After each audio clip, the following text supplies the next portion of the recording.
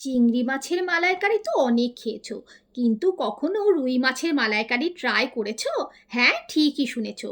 আর চিংড়ি নয়, আমাদের ঘরের পরিচিত রুই মাছ দিয়েই বানাবো এমন একটা মালাইকারি যার স্বাদ সত্যিই অসাধারণ।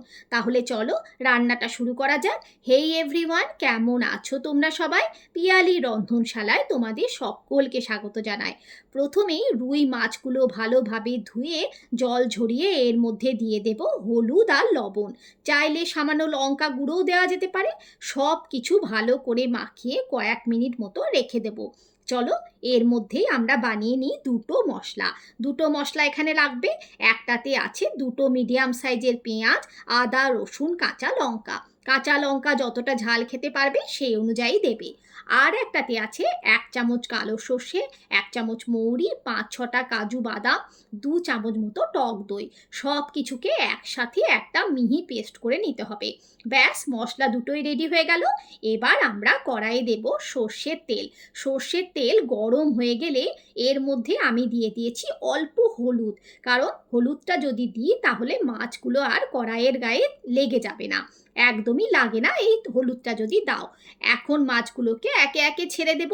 মাছটা কিন্তু একবারেই কড়কড়ে করে ভাজবো না, শুধু দুই পাশ সুন্দর সোনালি একটা রং হবে এই অবস্থায় ভেজে তুলে রাখবো।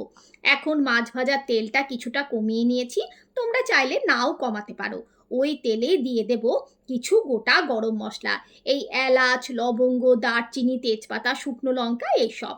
ফোড়ন থেকে সুন্দর একটা গন্ধ বেরোবে, এই সময়ই দিয়ে দিতে হবে পেঁয়াজ, আদা, রসুন, লঙ্কার যে পেস্টটা করে রেখেছিলাম সেটা।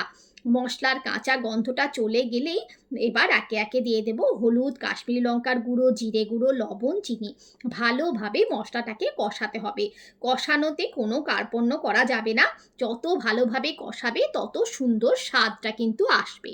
এবার দেব সর্ষে মৌরি যে মশলাটা বানিয়ে রেখেছিলাম সেটা। আবারও খুব ভালোভাবে কষিয়ে নিতে হবে। তাড়াহুড়ো একদমই করা চলবে না এই সময়। যতক্ষণ না দেখবে মশলা থেকে তেল ছাড়ছে ততক্ষণ কষিয়ে যেতে হবে। যখন দেখবে মশলা থেকে তেল ছাড়তে শুরু করেছে তখন দিয়ে দেব 1 কাপ নারকোলের দুধ। সাথে গ্রেভিটা যদি খুব ঠিক মনে হয় তাহলে 1/2 কাপ জল বা নর্মাল দুধ যেটা আমরা ব্যবহার করি সেটাও দেওয়া যেতে পারে। আর জল দিলে অবশ্যই গরম জল ব্যবহার করবে। এই নারকোলের দুধটা দেওয়ার সাথে সাথেই দেখো গ্রেভির রঙটা কতটা সুন্দর হয়ে গেল। ঝোলটা ফুটে উঠলেই এবার ভাজা রুই মাছগুলো একে একে দিয়ে দেব। মাছ দেওয়ার পর আর বেশিক্ষণ একদমই নাড়াচাড়া করা যাবে না। ঢাকনা দিয়ে কম আঁচে কয়েক মিনিট রান্না হতে দেব। ব্যাস, নামানোর আগে এবার দিয়ে দাও গরম মশলা গুঁড়ো আর অল্প ঘি। রুই মাছের মালাইকারি একেবারে রেডি।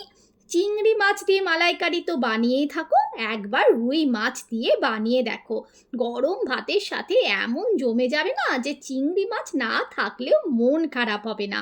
রেসিপি কেমন লাগলো জানিও। ভালো লাগলে লাইক করে দিও প্লিজ। এরকম রেসিপি আবারও দেখার জন্য চ্যানেলটাকে সাবস্ক্রাইব করে রেখো। ফেসবুক থেকে দেখলে পেজটাকে ফলো করে দিও। আজ তাহলে আসি, দেখা হচ্ছে নতুন একটা রেসিপির সাথে। Bye bye.